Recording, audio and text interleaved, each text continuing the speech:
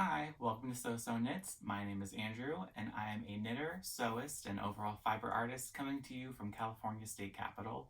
And welcome to episode 3. It's been a little while since I have recorded my last episode. Just so you know, the first episode and the second episode were actually filmed a few weeks apart, but just uploaded a week apart. So I'm probably going to stick to about like 2 weeks difference because I thought about uploading last week and I realized I didn't have a lot to share with you, and I still kind of don't have a lot to share with you all. But I am still going to try and do every 2 weeks and see if there's at least something for me to showcase for everyone. Again, trying out this whole technology thing. Hopefully I've gotten it a little bit better this time. And I did get a fancy new tool. So, and we'll talk about that in a little bit later segment, but I'm really excited about it. So hopefully it makes my job a little bit easier, not just for filming and editing, but for just everything as far as my life goes. So I'm really excited about that. Again, just as sort of a preface, in most of my episodes, a la Knitting Vicariously, this is a swearing-friendly podcast, so if that's really not for you, I totally understand. Thank you for checking me out. And in my last episode, totally didn't swear at all, even though I gave that preface. So I just say that just in case it ever slips up. I want to give you guys a friendly warning. With that, we can start getting into some knitting and some finished objects. I don't have any, well, actually, that's not true. Kind of. I'll get your opinion about it in a second. But I don't have any like official finished objects right now. So we'll just go into my FFO section, which is my finished or former finished object section. So some things that you may or may not have seen in the past, I'm not really sure. I know the first one, if you guys check out Jill's podcast of Good Witch Knits, you may have already seen this. I think I showed it on that episode that we were in together. But it has a lot of, meaning for me. So if you don't know, it's totally understand. So this is technically, I'm going to call it my strange Marshland brew. That's what I called it on Ravelry. But this is my kind of Marshland sweater. Get you guys in there. Ooh, yes. So this was like my biggest project as far as color work goes in a long time. It was originally going to be a Strange Brew sweater, and if you guys haven't checked out Strange Brew by Tin Can Knits, beautiful pattern. Oh my god, love it. It's more of like a recipe pattern book. They have a lot of cool things in there. I will say when I first bought the pattern, it was almost a year ago, about a year ago. And at the time, they hadn't released the whole series of Strange Brew sweater patterns. It was just Strange Brew. It was a bottom-up sweater construction pattern where they gave you some options of color work designs for you to do. And it's really cool. It's either you could do little motifs that run all the way around, or you could do like these wedges and they show you how to make the wedge designs. Super cool, super creative, but that's all it was. Those were your options. It was bottom up. It was, I believe this is worsted weight. It was worsted weight, bottom up. That's it, And if you've bought the Strange Brew collection recently or in the past year, you know that they've expanded that so much more. So now it's still the same construction. You can build it yourself, but they have different weight options if you want to do DK or fingering or worsted. And they have bottom up or top down. So I was a little miffed that that was something that came out right after I cast on. I literally knit the sleeves and the whole body. I just joined for the yoke and the Strange Brew collection came out. So I was like, well, what do I do now? Because I did design a motif and that has since been lost. I have no idea where that motif is. I saw the Marshland and was like, sorry, I don't want to do that. I'm not into this anymore. I really love this Marshland pattern. So, but if you've seen Marshland, you know that it has little motifs on the wrists and at the bottom of the body. So I wasn't going to go all the way back to the beginning to add those. I was like, no, I'm good. I don't want to do that. So, and also with Marshland, it goes a little bit past where you join for the yoke. It's a little bit lower. And it's also a top-down sweater. So I already had enough. I didn't want to figure out too many things all at once. I was like, I'm already almost done. I don't want to do any more thinking. So I basically just decided to start where I joined the yoke with the pattern and just hope it works out and that it's not going to be too long. And I think at first when I finished it, it was a little bit too, I don't know, it fit kind of weird when I first finished it, but it ended up working out, and the numbers were pretty close. So I did the Marshland, for the yoke design, I did the Marshland extra large women's sizing for the stitch count. And it was, I think, only a stitch off from where I was at the beginning of my yoke for this sweater. So it worked out pretty easily for me, and just did it from the bottom up instead of top down. But just know that with the actual Marshland, this little design is supposed to go even past where you join, but mine kind of starts a little bit higher up. So I do really like this. This is mostly, the color work is all Brooklyn Tweed Arbor, I believe. It's a little bit lighter than a worsted. And then the body is all Wool of the Andes from Knit Picks. So worsted weight. Forget what the color name is. I know it's something heather. It's one of their heather colors. But I really did like it. When I finished it, it fits really well. It's got a ton of positive ease, so it's nice and baggy and loose. I think it's got like 8 inches of positive ease for me. And so it's just really comfortable and really nice. And I did modify the sleeves also. The sleeves on the Strange Brew originally were really billowy.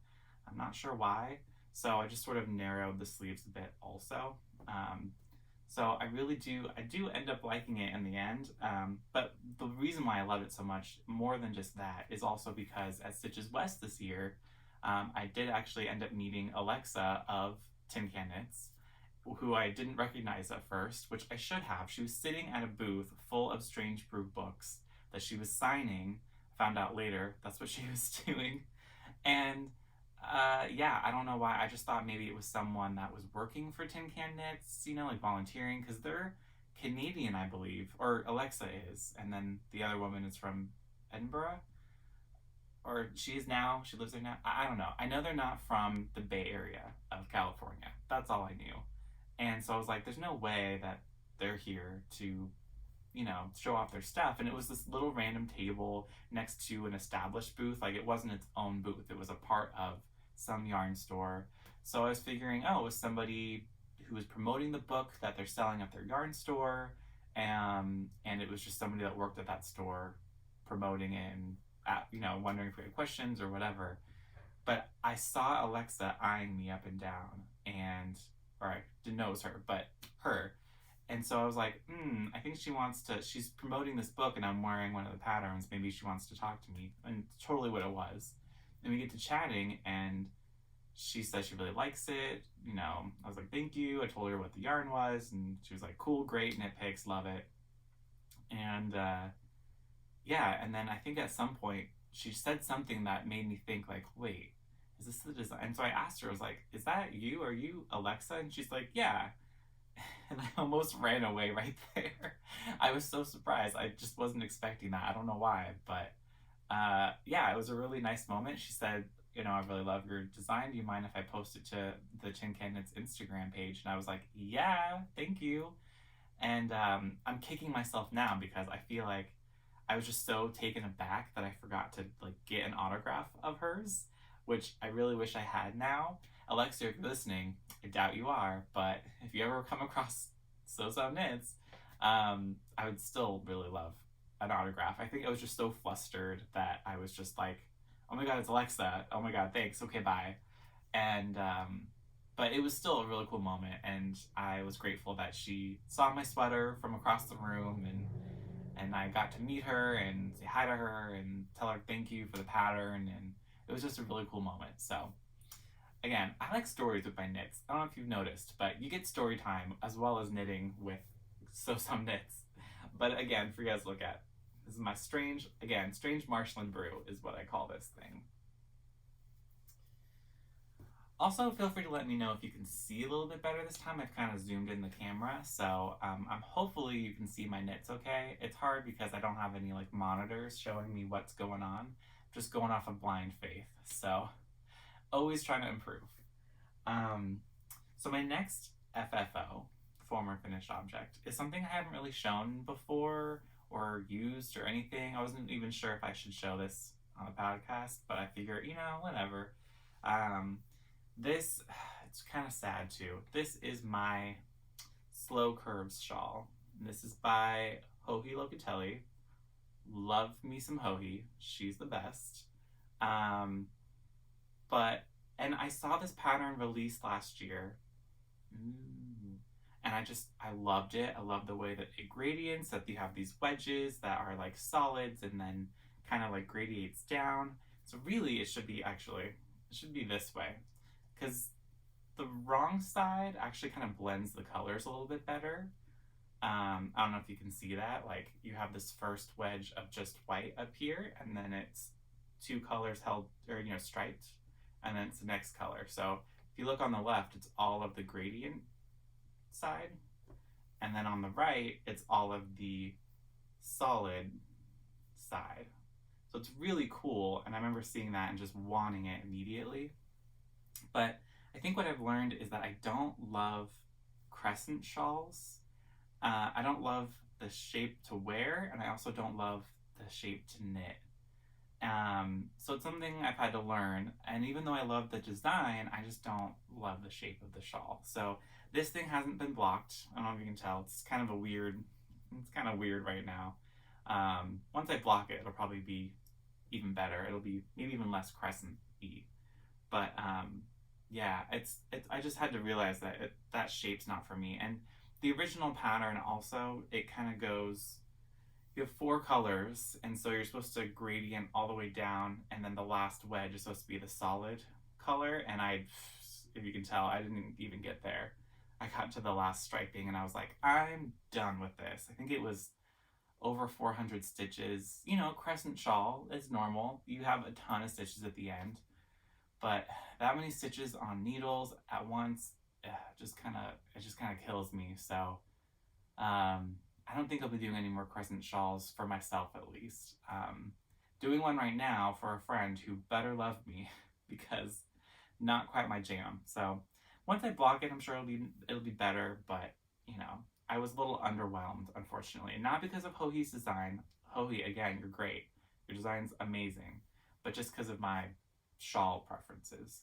So I've even thought of gifting this, like, I don't know. But it's actually kind of cool, the yarn that I'm using. So that first color, this white, is Abacus Dye Works. It was a local yarn. Again, everywhere I go traveling, I always try and get a local skein. And so my boyfriend and I went to a wedding in the Midwest last year, and we went to Winona, Minnesota, which is a fun town name to say. It's right on the border of Wisconsin, and it's a kind of a small town, but it's a college town, and it has a yarn store. The name's escaping me, but it's the only yarn store in town. And it was actually really cute. They had some cool things there, and they had a sizable collection of local yarn. And so one of them was Abacus Dye Works right there in Winona. So this is their color right there.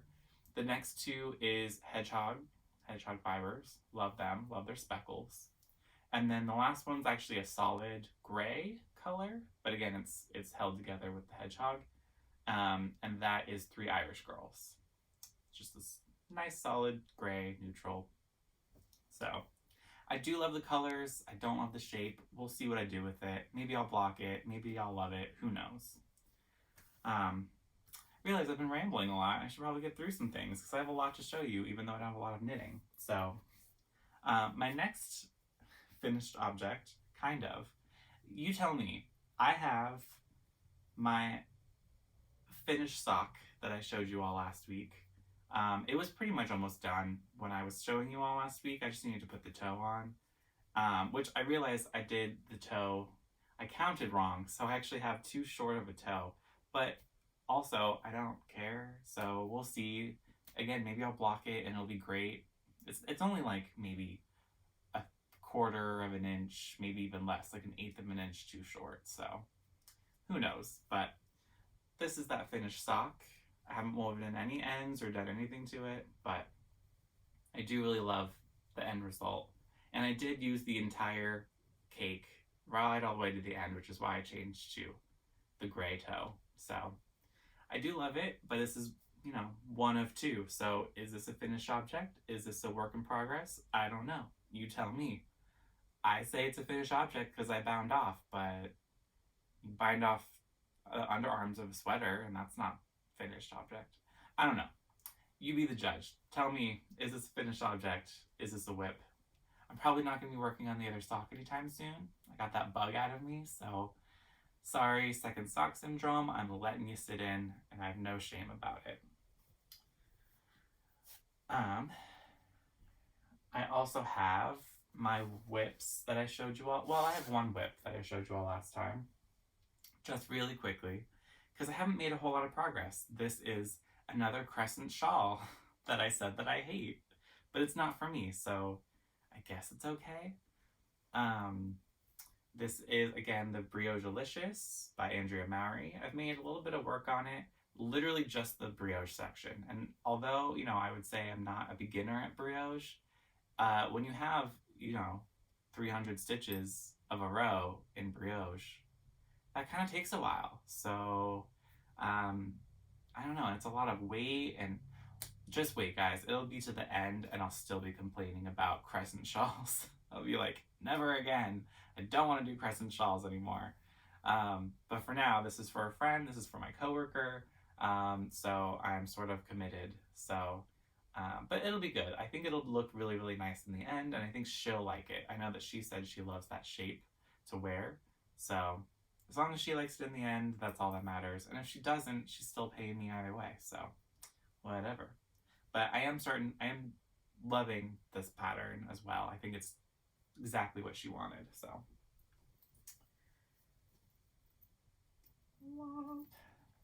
Transition.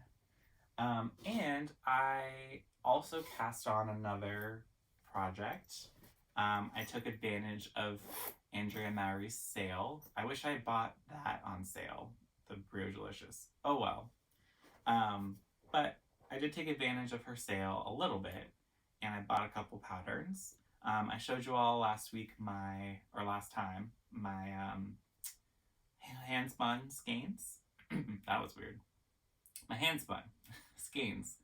And I did really like them. I did plan on using them together. And so I cast them on for a Shiftalong hat.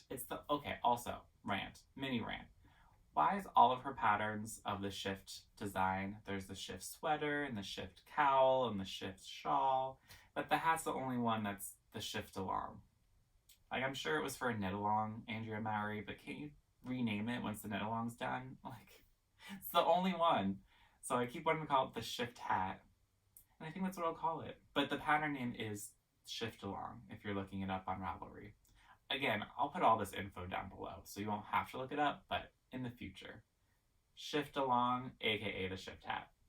So this is my progress so far. It's really nice. It's a lot of slip stitches, holy crap. And hand spun is a lot harder to work with sometimes, especially mine, I guess. So I felt like I was getting a little bit of like shoulder pain, arm pain knitting on this thing. So I've sort of put it to the side. And again, do these colors look perfect together? I'm questionable about that, but it's my hand spun. It's like, you know, most of my stuff is fun, or, you know, most of my stuff is neutral basics that I can wear around, you know, like most men's stuff tends to be. So I don't mind having some fun things once in a while, like a fun hat that's kind of weird and kind of ugly, but kind of cool at the same time, you know, that cool ugly. So I think that's what this is gonna be. At least I hope. We'll see. I'm gonna keep going anyway, and if I really hate it, I can always rip it out. So again, yeah, this is my hand spun. Yay, and a shift hat. Damn it, Andrea Mowry. Ah, you're converting me. And this is, I don't know if I showed this last time, but in my little Shelly Can bag from, I got at Stitches West. Oops. So there's a lot of cool, I just love the, all of my needles, and also invisible money is the credit card. Because that's how I felt at Stitches West, was just, put it on the card, I'll deal with it later. I don't care. I'm buying all the things. And I definitely spent a lot of money at Stitches West. Which I might do again next year, because again, 30th birthday. So, that's currently all that's on my needles. I will say I've got a couple more things. The biggest thing that I was going to say is that I got a new sort of non-knitting related gadget in the past 2 weeks. I've been on the fence about it for a little while now, and there was a sale going on, and so I just figured, you know, I haven't really upgraded my equipment in a long time. I don't have a lot of technology things. So I was like, screw it, you know, whatever, I'm just gonna do it. And if I end up not liking it, you know, I bought it on Amazon, so they have a great 30-day return. So if I'm like, I don't use it or don't like it within 30 days, I'll just return it, it'll be fine. So I bought one of the new iPads, which is really fun, because I've never had an iPad in my life. And I've barely had any technology things. I think the latest upgrade I ever had was my phone. This is the Google Pixel. So I really do love the Pixel. It was great. This is what I've been using to record videos on before, which is amazing, right? That I was able to record videos on my phone. So it actually worked out okay, but it was really hard to edit anything or do anything just strictly from my phone. I do have a desktop computer, but it's very basic, also kind of old. And the only other thing I had was a Chromebook, which, if you've ever had a Chromebook, it's literally just an internet browser on a laptop type device. There's no apps, there's no programs, there's no nothing that you can download onto it, at least the one that I had. So that was not really doing me much justice. And my desktop also not doing me a whole lot of justice. It was kind of slow, or still is. I still have it, but nothing like an iPad, and nothing like, I haven't had an Apple product since college, which is like 10 years ago now. So I'm really excited to be using it and filming on it, and maybe the film quality is even more different from last week. Let me know if it's better or not, and I'll go from there.